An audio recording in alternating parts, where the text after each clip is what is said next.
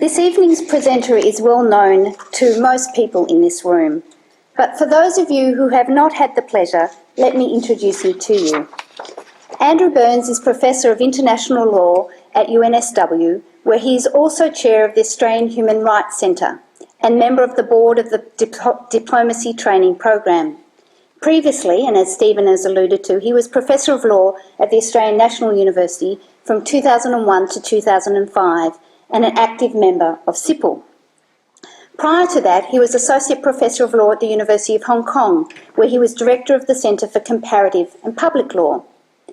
He has served as co-rapporteur of the International Law Association's Committee on International Human Rights Law and Practice, and as a member of the Asian Development Bank's Forum on Gender and Development, and was closely involved in the drafting of the Hong Kong Bill of Rights, the optional protocol to the CEDAW Convention, and the Convention on the Rights of Persons with Disabilities. Since November 2012, he has served as an external legal advisor to the Australian Parliamentary Joint Committee on Human Rights.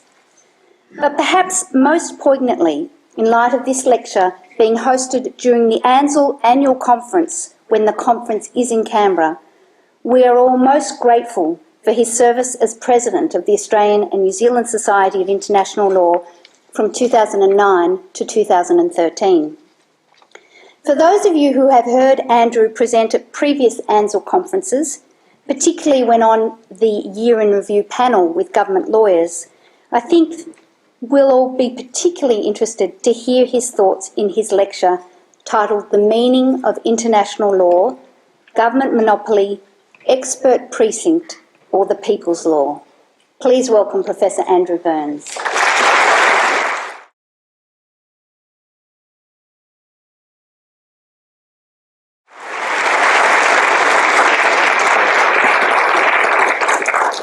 Thank you very much, Kim, for those kind words. It's great to be back at the ANU once again.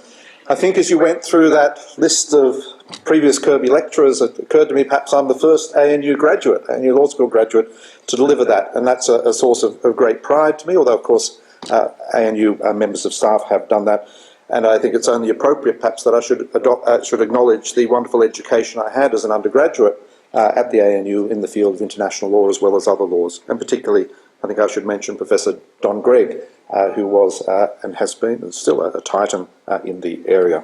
It's a great privilege to have been invited to present the Kirby Lecture on International Law, and I'm extremely grateful to Kim, Sipil, the ANU, and Michael for the opportunity.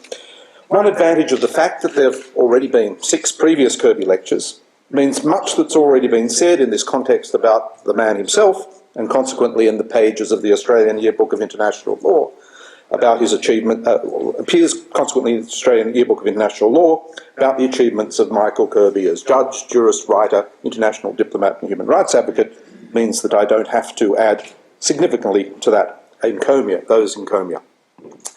But my first experience of the Kirby energy and vision was when I was a law student at this university, and Michael Kirby came to talk to us about one or other of the then inquiries of the Australian Law Reform Commission, of which he was president.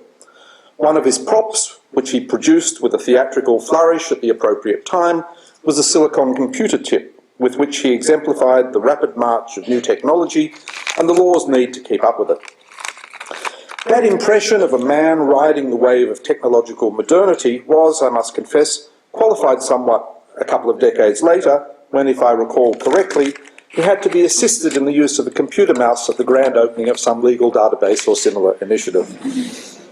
But the impression which has not been dissipated in the years, because it has been constantly reinforced, is Michael Kirby's extraordinary generosity with his time and his preparedness to speak to all, but especially young people, including law students, whenever he is invited to do so. I recall one occasion, on a wet and miserable night, he came by car from Sydney to the Southern Highlands of New South Wales to give a rousing address to an ANU faculty retreat and then drove back again to Sydney. On another occasion, I invited him while at the ANU to address a dinner of our higher degree research students. He turned up, introduced himself, spoke to us about the importance of high-quality legal research for the health of the legal system, moved a generous and well-earned vote of thanks to himself, and left. leaving behind a gratified, though slightly disconcerted, audience. His appearances and words enthuse and inspire his audiences, who see him as a man who has a steadfast commitment to justice and the rule of law, to civility and to speaking the truth plainly. He has been orthodox yet heterodox, a staunch advocate of the common law tradition, but a true internationalist, at least since his Damascene conversion, if that's the right word, on the road to Bangalore in the late 1980s. His most recent and continuing international service is the one that he referred to in the DVD tonight, as chair of the UN Human Rights Council's Commission of Inquiry on Human Rights Violations in North Korea. This has been a challenging task, professionally and no doubt personally, but is one to which he has brought dispassionate forensic skills, but also a passion for the vindication of the human rights of those who have been so cruelly and inhumanely mistreated by that regime. It is the internationalism so exemplified by Michael Kirby's life, especially in relation to international human rights and the domestic legal order, that underlies the themes I wish to explore tonight.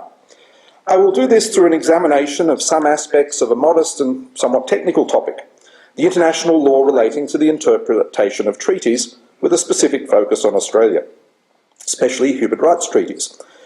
And we'll touch on challenges to that process from within and from outside formal institutional frameworks. I'll first set the scene, then describe two types of internal challenge to executive government dominance of interpretation of treaties, and then one example of an external challenge before offering some final reflections. To appropriate a phrase, it will be an examination of the law of treaties in, beyond, and perhaps above the Vienna Convention on the Law of Treaties. Let me first set the scene. As you all know, if you watch the programme Q&A, or if you have read the excellent piece by my colleague Jane McAdam and her collaborator Kerry Murphy in The Conversation last Friday, things are afoot on the immigration law front. Last Wednesday, the 25th of June 2014, the Minister for Immigration and Border Protection introduced into the Commonwealth Parliament the Migration Amendment Protection and Other Measures Bill 2014. It was the eve of the International Day in support of victims of torture, celebrated each year on the anniversary of the adoption of the UN Convention Against Torture by the General Assembly nearly 30 years ago in June 1987. That bill proposes the inclusion in our Migration Act of a provision that would explicitly provide that a person seeking to avoid return to a jurisdiction where there are substantial grounds for believing that they may be in danger of being subjected to torture must show that it is more likely than not that he or she would suffer significant harm if returned. More likely than not, explained the Minister in his second reading speech, means that there is a greater than 50% chance that a person would suffer significant harm in the country they are returned to. The Minister further stated that this is an acceptable position which is open to Australia under international law and reflects the government's interpretations of Australia's obligations. The amendment would reverse the effect of court decisions which require that the claimant show just a real chance of significant harm.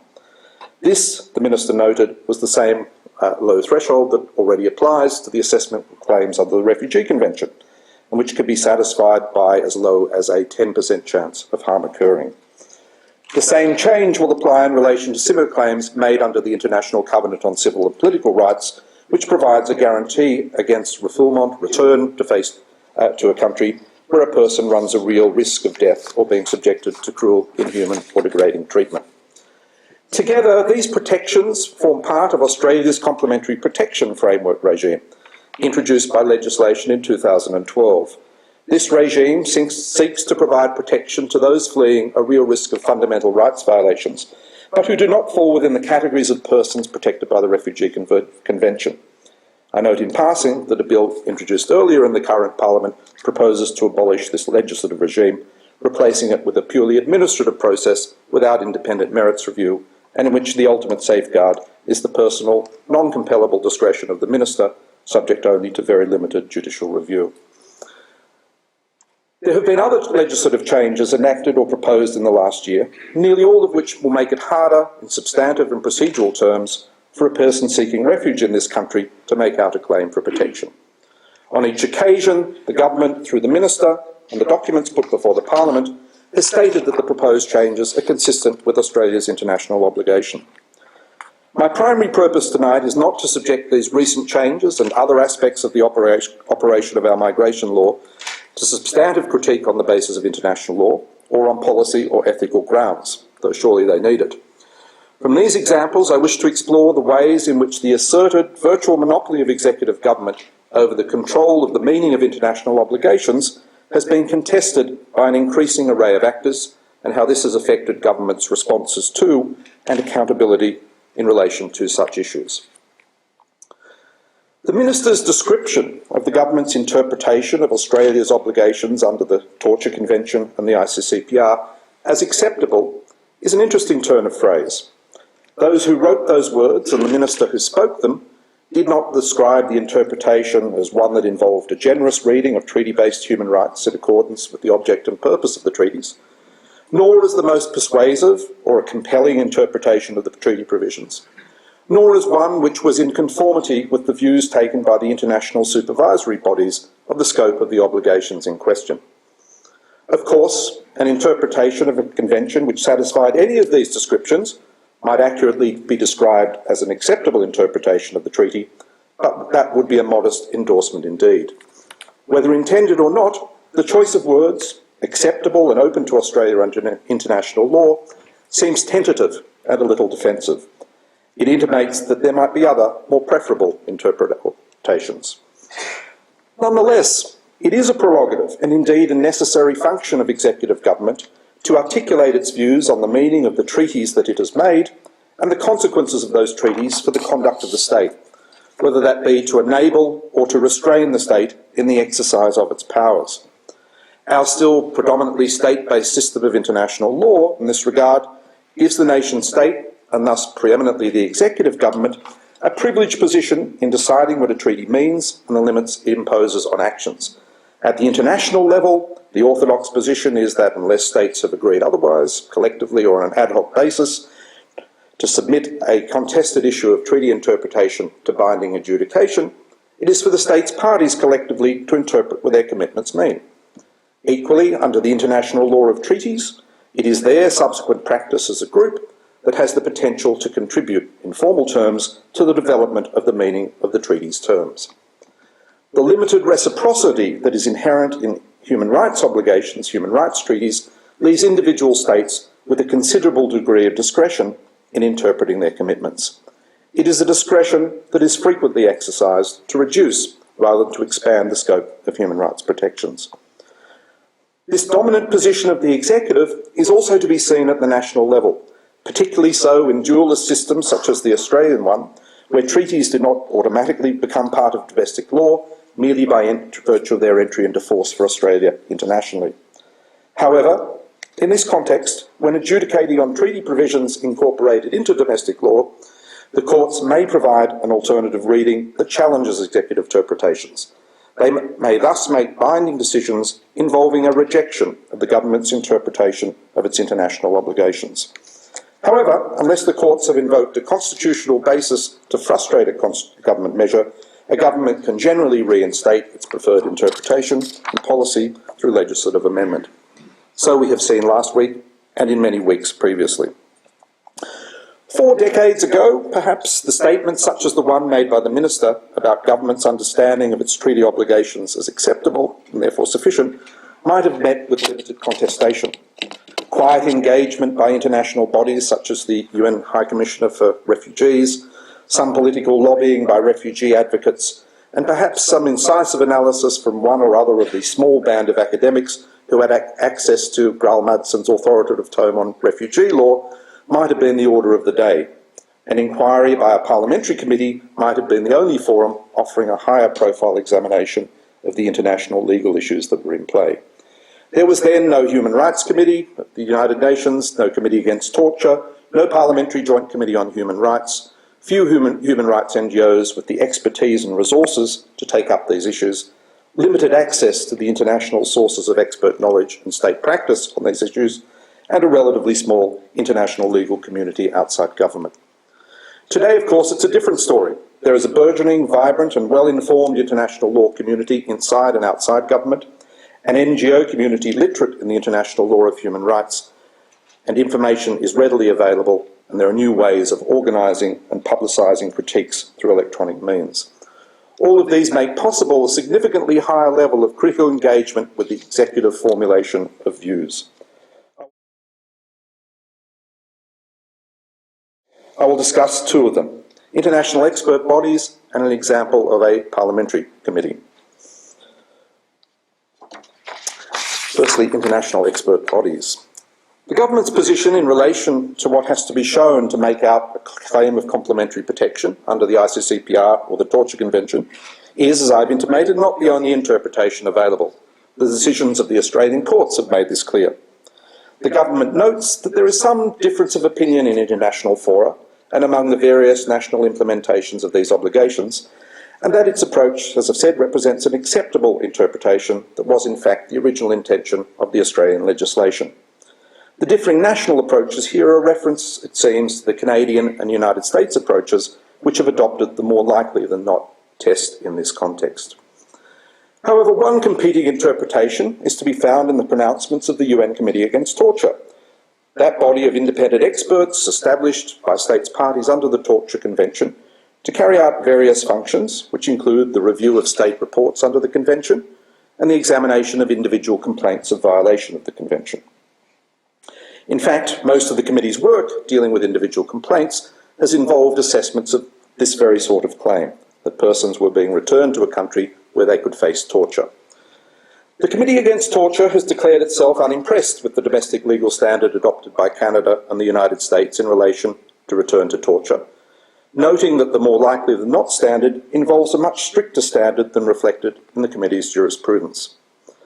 The United States, which entered an understanding when it ratified the treaty, saying it was going to interpret it in that way, has explained that the US adopted this approach in order to align the standard to be applied under the Torture Convention with that already applied by US courts under the Refugee Convention.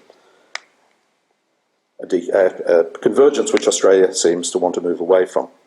While the case law of the Committee Against Torture has not articulated this position as clearly as it might have, it seems that this committee considers the more likely than not standard is a different one from that claim to be an acceptable interpretation of the Convention by the Australian government.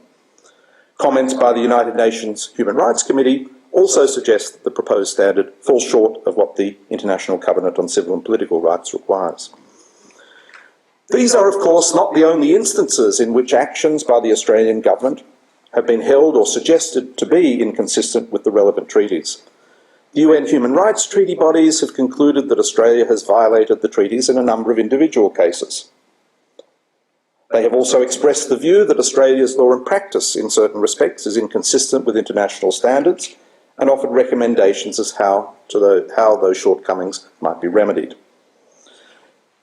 The orthodox view expressed by states, including Australia, has been that the general and specific statements of these committees, and there are 9 or 10 of them, in normative terms are no more than informed and sometimes ill-informed recommendations to states parties for their consideration.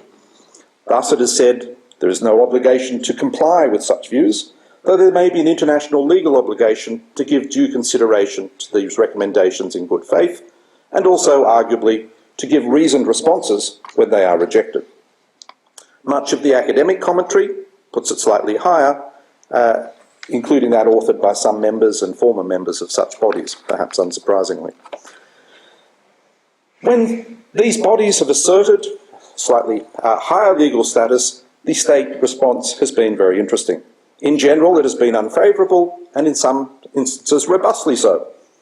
Most international lawyers will be aware of the emphatic and critical responses made in 2005 by a number of states when the UN Human Rights Committee issued its general comment on reservations to the ICCPR. Another equally interesting and perhaps more revealing episode, less noticed in the literature, took place in late 2008.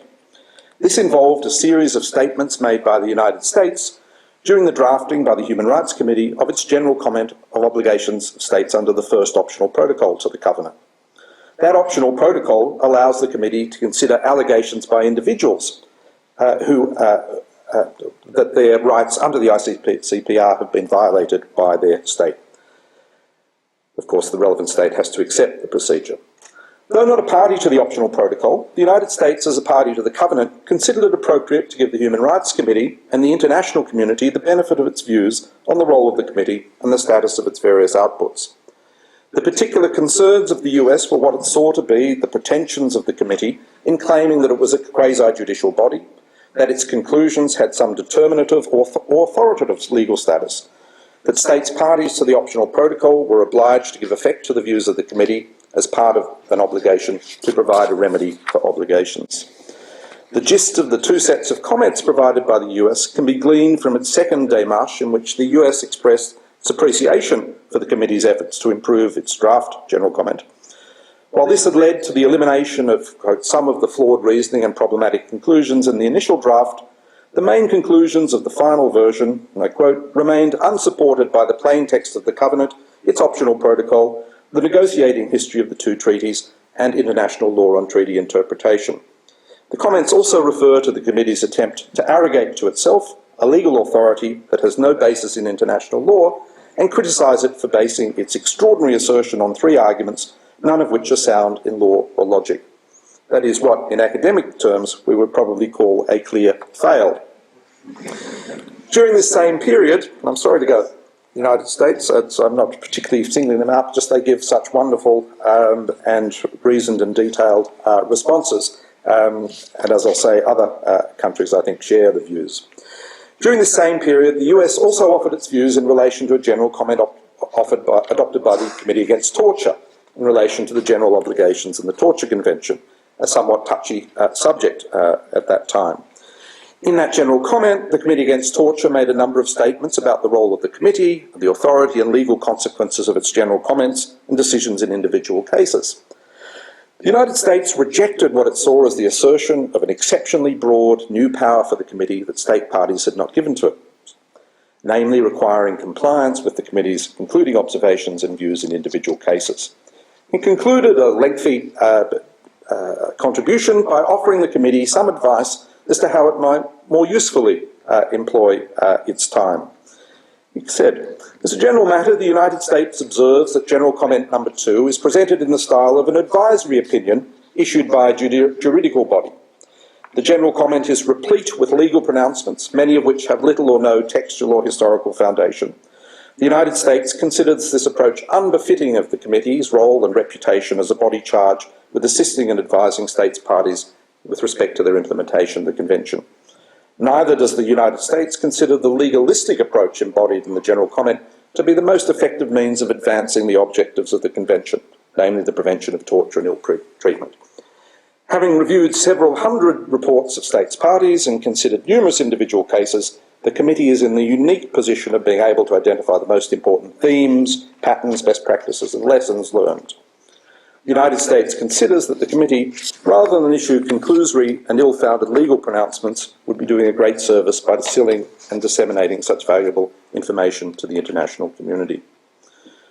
While the public record does not show whether other states contributed in such a robust way, I think there is little doubt that many states would share the underlying legal analysis put forward, even if they do not articulate it in such a systematic or energetic way. Australia's responses to the concluding observations and individual complaints decisions of the UN human rights treaty bodies manifest in substance the same view, that these bodies do not generate legally binding outcomes, that their recommendations will be considered seriously, but there's no obligation to accept the committee's interpretations as binding or to give effect to those recommendations. Generally, a reasoned explanation for declining to accept an interpretation or a finding or to follow recommendations, particularly in individual cases, is provided. At one time, such a clear governmental rejection of a committee view set out in an individual case or in a more general interpretation may have been enough to quell contestation over such issues, but today it is certainly not. To adopt a reject adverse interpretation decision, publicise rejection on website and file approach would fail fully to reflect the role that non-binding legal pronouncements play and how law has an authority and meaning irrespective of government's view of it. Opinions, such as those of the Human Rights Committees, can be legitimate and have persuasive power for various reasons. The status or formal authority of the speaker, the persuasiveness of their reasoning or fact-finding, recognition by others are just some of the factors that may mean a person's views are legitimate and listened to. And we know that the output of UN human rights treaty bodies in various forms is found everywhere. It's spread like wildfire, perhaps, into the academic commentaries, the submissions of advocates, government and others in courts, and of those seeking to change policy or laws, into the analysis of human rights commissions and other public bodies, submissions of civil society actors, and even the judgments of international and national courts of general jurisdiction. It even occasionally achieves some prominence in the press and thereby contributes directly to public debate. Importantly, as part of this process, states themselves invoke this output in their submissions in international bodies and in their submissions in domestic contexts. Even when the state is not the first party to resort to these sources, its engagement is not purely on the formal level of the status of such materials, but is substantive, often arguing the merits of the case within the framework elaborated by these non-authoritative interpreters. Thus, these interpretations become part of the legal discourse and of the cognitive and rhetorical framework within which arguments about the human rights are conducted. Such pronouncements matter, deliberatively, politically, and legally, even if they are not formally binding. It's no news, perhaps, to many of you that happens in many other areas, but perhaps it's the fear of the increasing impact of such outcomes that partially motivated the very public slapdown of the Human Rights Committee and Committee Against Torture, to which I have referred. Yet the recent challenges to this executive claim to monopoly of interpretation are not confined to the international level or to civil society engagement and advocacy. The next dimension of the challenge to the executive domination that I want to explore is the role of parliaments in scrutinising on a systematic basis the executive's interpretation of Australia's international human rights obligations. While I do not want to underrate the considerable human rights work that has been done systematically or on an ad hoc basis in Australian parliaments over decades, the last decade has seen important developments in that regard. This has been the result of the introduction in the Australian Capital Territory and Victoria of statutory bills of rights based on international treaties, particularly the ICCPR, and at the federal level, the Australian Human Rights Framework, which I hope reliably have been informed, has recently been disappeared from the Attorney General's Department website. But nonetheless, even if it may have disappeared from the web, it has left behind it the significant institutional bequest of the establishment of the Parliamentary Joint Committee on Human Rights. That committee, a joint committee of both Houses of Parliament and a multi-party committee, has a mandate of scrutinising all new bills and subordinate legislation for compatibility with the 7 UN human rights treaties to which Australia is party, or the 7 principal ones: the 2 covenants, the Race, Women's Convention, Children's Convention, Torture Convention, and the Convention on the Rights of Persons with Disabilities. That committee has been operative now for about 2 years, during which time it's reviewed more than 400 bills and thousands of legislative instruments and published almost 30 reports. I should note that, as Kim mentioned, I serve as external legal advisor to that committee and work with the team inside the Secretariat. And obviously my remarks do not purport to represent the views of the committee, and I'm referring also obviously only to matters on the public record. As you know, one of the, as many of you will know, a central feature of the Act which established the committee is a requirement that any bill introduced into Parliament must be accompanied by a statement of human rights compatibility, a reasoned statement, not a simple sign-off. The committee takes these statements as the starting point for its examination of the bills. Sometimes these statements contain a clear articulation of the executive's understanding of its international obligations and how the bill in question is compatible with them. They're never incompatible. On other occasions, the committee seeks clarification from the responsible minister of whether and how a bill is consistent with treaty obligations. Sometimes the committee accepts the minister's explanation or interpretation. On other occasions, the committee may take a different view of the scope and meaning of the relevant obligation and its application. Sometimes the dialogue continues, sometimes it rests there. There are a number of interesting international legal issues on which the committee has expressed views that are, or appear to be, significantly at odds with the positions taken by the executive government in relation to human rights issues. I'll mention 4 of them. Firstly, the extraterritorial extent of Australia's obligations under relevant human rights treaties and Australia's responsibility in relation to acts occurring outside its territory, in particular on Manus Island and Nauru. And I should say that the examples I've selected apply across the whole history of the committee, including the previous government as well as the current government. The committee, I think, has been even-handed in its approach. The second is the understanding of the concept of discrimination and the meaning of special measures under international law and Australian law, in particular whether granting Indigenous peoples land rights has to be saved or has to be characterised as a form of special measures under the Race Discrimination Convention. The third is the applicability of international fair trial criminal guarantees to civil penalty provisions, which are a common feature of many Commonwealth regulatory statutes. Fourthly, the non-implementation in Australia of a Pinochet exception, arguably required by the Convention Against Torture, which would permit the prosecution for the offence of torture to be brought against a person who would otherwise enjoy immunity under international and domestic law. I said four, here's a fifth, the consistency with the rights to social security, an adequate standard of living, and non-discrimination of changes to social security benefits paid to single parents. The committee is also engaged with the complementary protection issues, which I've already mentioned. In its March 2014 report, it questioned whether interpreting the real risk standard to requiring a showing that harm was more likely than not to occur, it questioned whether that was consistent with the ICCPR and the CAT. It also expressed the view that the ICCPR and the Torture Convention require that an effective remedy be available under domestic law in relation to threatened violations of the right not to be refooled, and that this remedy must, as a matter of international obligation, include the possibility of an independent merits review of any such claim. It remains to be seen what the government's final response to these views will be and what will become of the complementary protection legislative framework.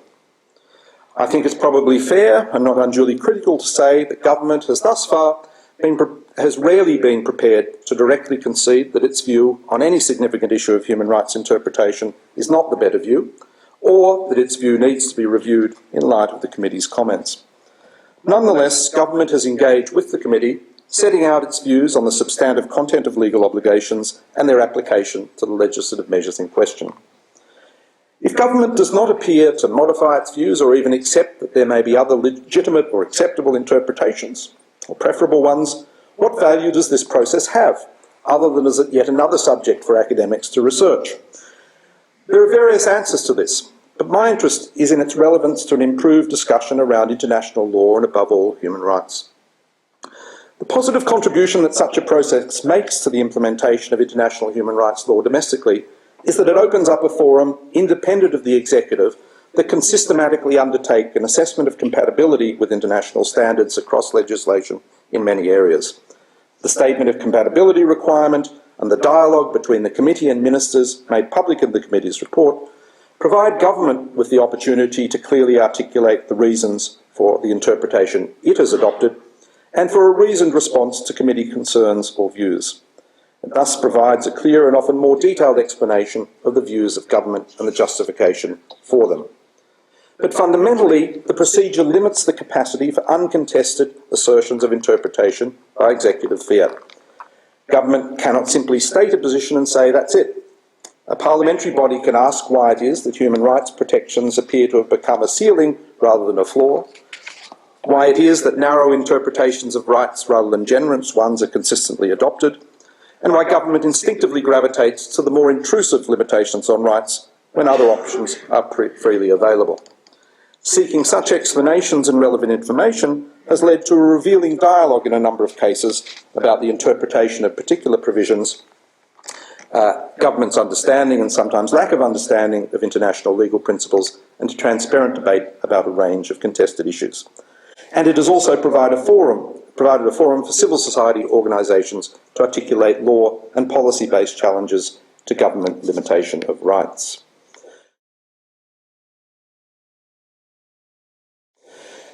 Thus far, my concern has been with different forms of challenge to the interpretive statements of executive governments within what are essentially state-sponsored institutions, treaty regimes or parliaments. But this is to operate within a confined world, one in which ownership of international law and of human rights is professionally claimed and administered by epistemic communities whose practice of their discipline also means patrolling its boundaries and the credentials of those who might be heard as legitimate participants in any debate over its significance or meaning.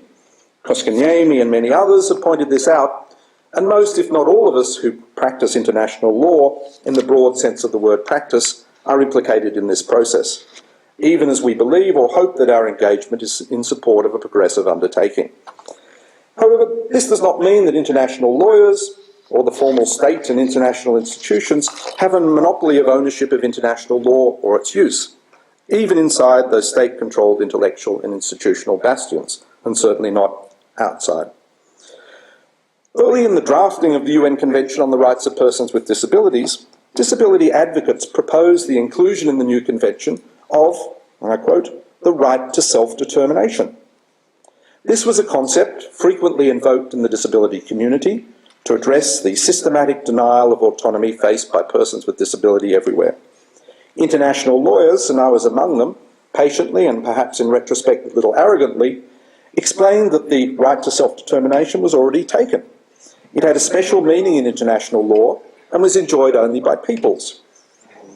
I wonder whether that was the right approach, or whether a right described in those same words but understood differently should have been included in the convention, rather than consigning the articulation by those affected of how they viewed their rights to a world outside of positive international law. We international lawyers certainly knew the meaning of the right to self-determination, but also so did persons with disability, and we were probably both right as to its meanings, actual and potential in international law. Among the more theoretically, and this is the third topic, I've done the two internal, I now move to the external challenge. Among the more theoretically and politically interesting engagements with international law, free of executive government interpretive monopolies, has been its use by people's tribunals. By these I mean public opinion or civil society tribunals rather than the political show trials that have been such a popular expedient under some repressive or even revolutionary regimes. Such tribunals, frequently growing out of a social movement around a particular cause, have proliferated in recent decades. Citizen-based and organised rather than state-sponsored, such tribunals claim legitimacy and relevance on a number of bases independent of any state authorisation. There's a famous debate between Charles de Gaulle and Jean-Paul Sartre over the legitimacy of the first Russell Tribunal, probably the most prominent and first modern tribunals. De Gaulle took the view that justice was the monopoly of the state. Sartre refuted this and said, justice is what we claim the law, we claim the right to interpret the law, and the impact and the power of what we say is from what we do and how we reason, the facts we find, the justice that we seek to apply. It's hard to imagine a debate like that taking place in Australia at the moment. These tribunals serve various functions, ranging from the collection and preservation of evidence of atrocity with intended publicity, with the hope of a future state-sponsored criminal prosecution or other preparatory procedure, as an archive acknowledging or ensuring the memory of suffering, to attempts to bring about reform to international structures involving disparities of economic, political and social power. Striking feature of many of the civil society tribunals that have been held in recent years is their commitment to an invocation of the norms and values of international law. They are not uncritical in their assessment of the power structures underpinning contemporary international law and of particular bodies of law, yet they assign great importance to positive law, in particular the law of human rights and humanitarian law, and stress civil society's power to claim for itself and to interpret for itself the rights conferred by international law. There are many such tribunals. I won't list them here. They are in the written paper which we made available, but they include famously the Tokyo Women's Tribunal, the Russell Tribunal, the World Tribunal on Iraq, and tribunals dealing with treatment of migrants, the agrochemical industry, atrocities that have gone unacknowledged in places, the final stages of the civil war in Sri Lanka. In July 2013, Australia itself was the venue for a civil society tribunal, the Biak Massacre Citizens Tribunal, which addressed an alleged massacre of independence activists and others by Indonesian troops in West Papua in 1998. These tribunals, among other things, provide a form of accountability for cases where the international state-sponsored system provides no accessible forum, or where access is blocked or delayed by political or other barriers.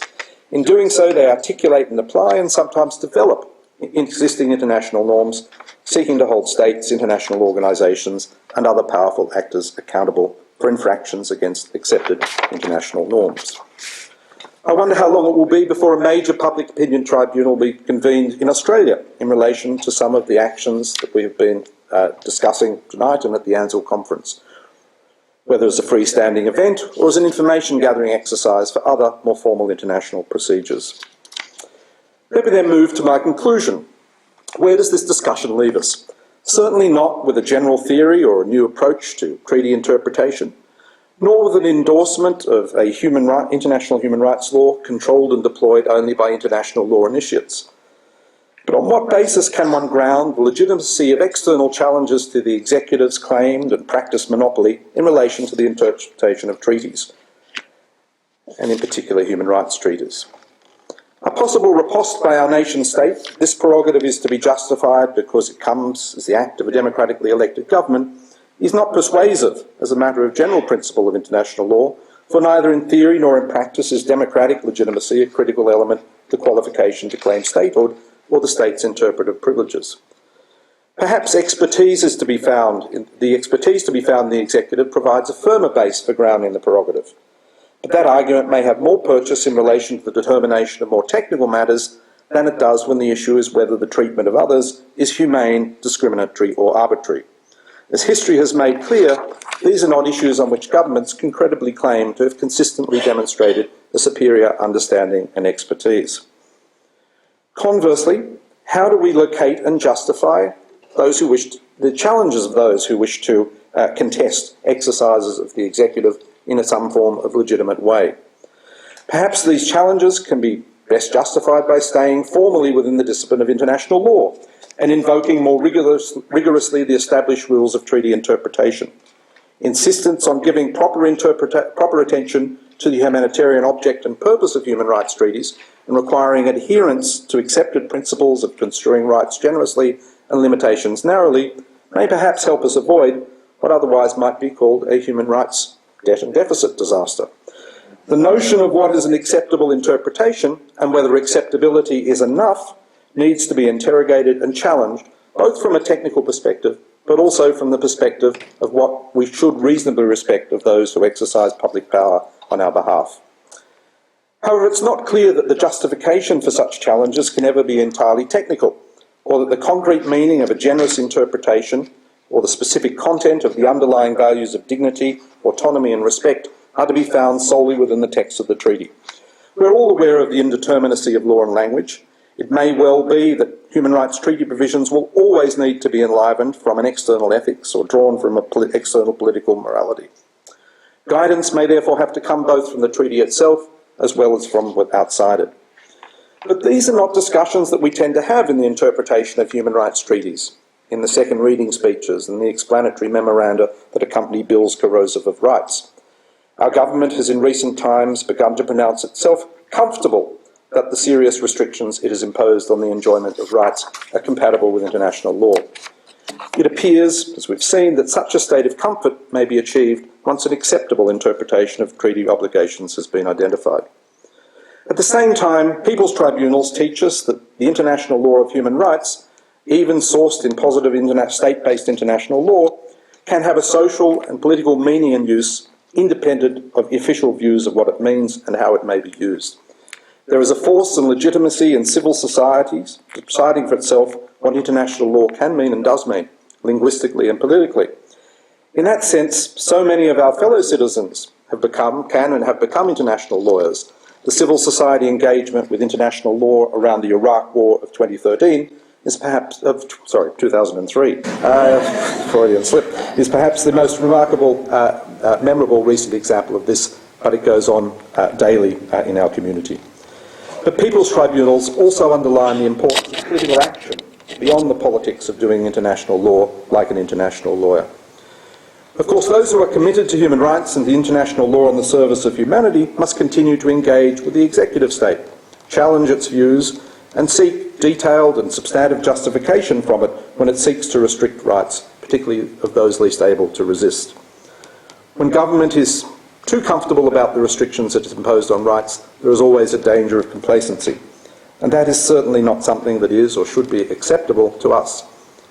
At the same time, even progressively interpreted international law sometimes falls short in providing protection against actions that we should not be prepared to countenance.